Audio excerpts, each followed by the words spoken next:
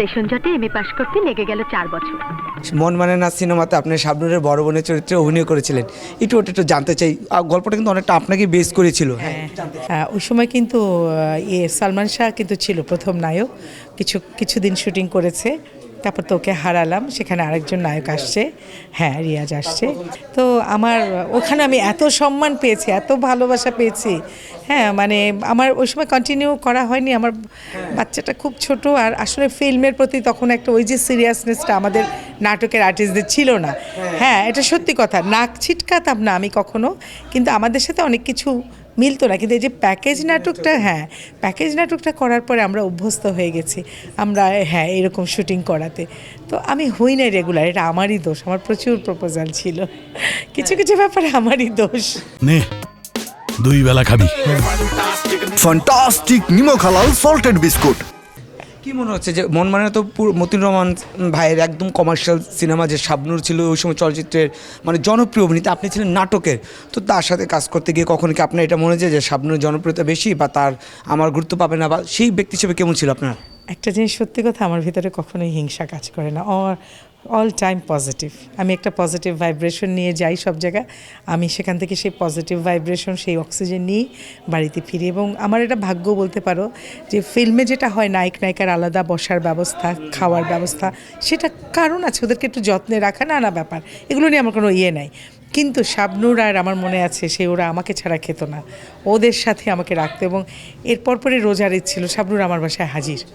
হ্যাঁ এটা একটা অদ্ভুত। এবং এই নাটকের যে লীনা ফিল্মসের প্রডিউসার, উনি কোনোদিন সেটে আসতেন না, ওনার ছেলে থাকতেন, ওনার ছেলেকে আমি অনেক পরে চিনেছি, গুটিসুটি হয়ে বসে থাকতো। কে বলবে এত বড় মাপের একজন প্রডিউসারের ছেলে গুটিসুটি হয়ে বসে থাকতো।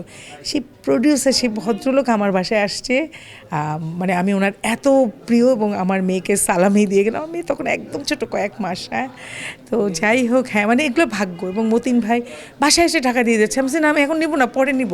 মানে টাকা নিয়ে কোনো কথা বলা লাগে না, চাওয়া না, মানে মানে ভীষণ ভালো লাগে। তারপর আমার একটা ছবি আছে যেটা পাঠ্যপুস্তক, লাল শালু, তানভীর মোকাম্মেলের।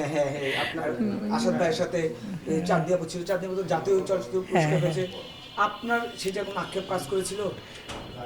একটু তো কষ্ট লাগে, কষ্ট লাগবে না? হ্যাঁ কষ্ট লাগে। তারপরে আমি যখনই এরপরে সবাই বলছে যে তোমার পুরস্কারটা পাওয়া উচিত ছিল, তখন আমি বলেছি যে এই তো পেয়ে গেলাম, এভাবেই নিজেকে সান্ত্বনা দিলাম। এই যে আপনারা বলছেন আমার পুরস্কার পাওয়া উচিত ছিল, পেয়ে গেছি। আসলে লাল সালু তো মানে একদম সাহিত্য নির্ভর চলচ্চিত্র, সেই জায়গায় আপনার চরিত্রটা কিন্তু খুবই গুরুত্বপূর্ণ একটা চরিত্র ছিল।